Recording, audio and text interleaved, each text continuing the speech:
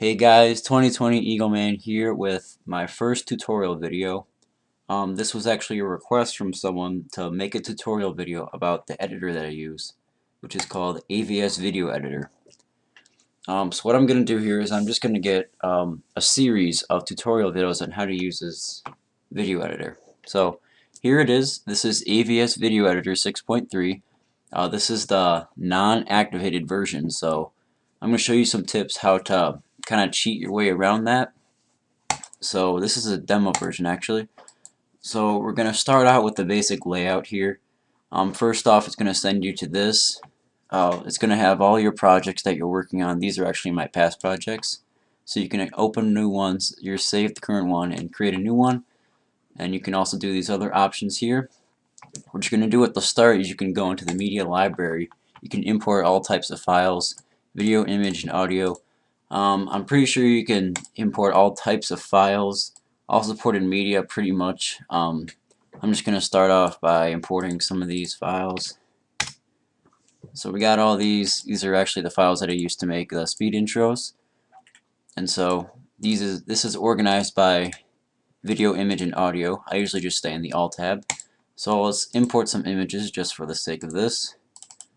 Let's see what we got here. We'll import some of these.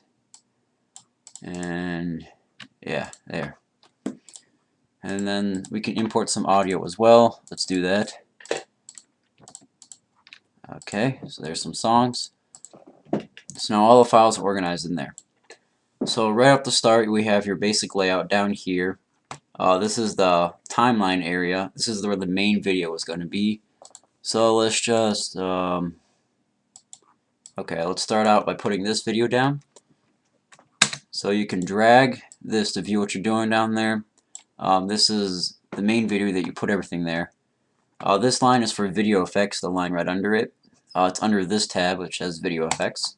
You can choose all types of video effects that will transform the main video, and it will only change the main video. So let's just choose the snow option.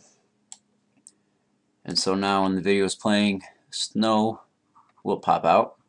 And of course you can edit the effect further, and I will do that in one of my further videos. This is just a basic overview. And then the line after video effects is the video overlay. I use that line all the time. So we're going to use this as the video overlay, and it's just going to come out as that. It's going to come out as a small square. That's kind of annoying, kind of bland. So what you can do is you can edit it into further details. You can change how big it is, you can rotate it, you can make it transparent, you can apply a chroma key to it to make things more transparent.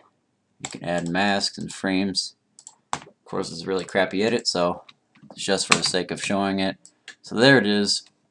And then the line under the video overlay is the text line. You can add all sorts of text options, which you can further edit into. The text line is actually more than a text line. But I will go into more what you can do with the text option. Pretty much you can just change text, all sorts of options to do that. You can add text, images, and shapes and stuff like that. It's really cool. So there's your general text. After the text option, you can add 2 audio lines. Now this isn't necessarily suggesting that this is a voice recording line and this is an audio mix line. They're actually just audio lines. Now it doesn't really matter. See, this music line can go there and it can go down there. So it's just normal audio line. You can edit these audio too with all these, which I will show in a further video. You can also record your own voice, which is right here. So that's good. Transitions. Transitions can only apply to the main video line. So what we can do, there's all sorts of transitions. Like there's a lot more than I expected there to be on this demo version. So we can use that. Let's see what else we got. When publishing the video, once you're finished making your video, when you're finally done, I would suggest going into this tab over here in the media library that says backgrounds.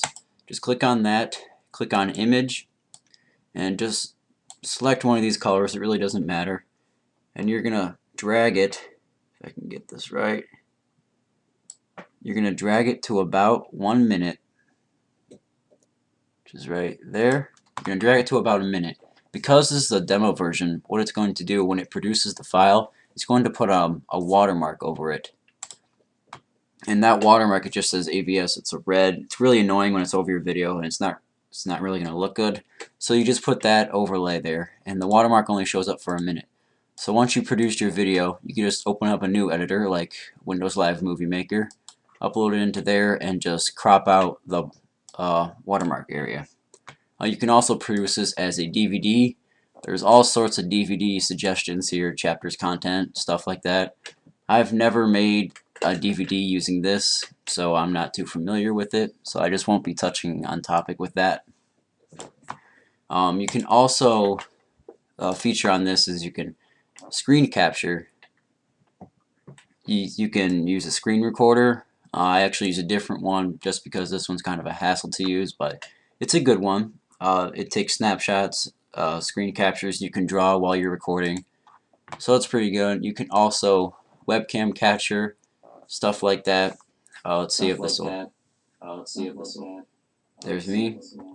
You can see. So that'll work. There is a delay though, so it's kind of tough. So you can.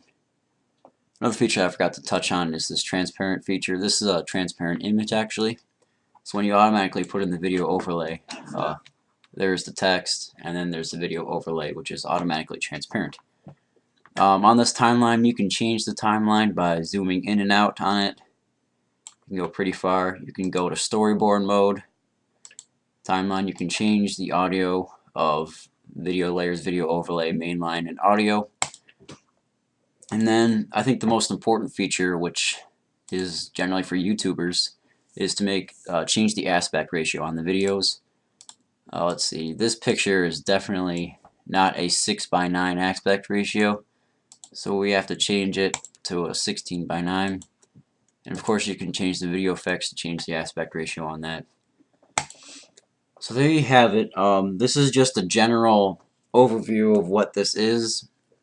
I will be touching base on a lot more stuff, what this editor can do. This is just showing you generally what you can do with this. I'm going to show a lot more advanced stuff. If you guys like this video, go ahead and like this video. Comment if you have any more questions. I'll be producing a lot more videos just to explain more about what these are. And so, yeah, there you have it.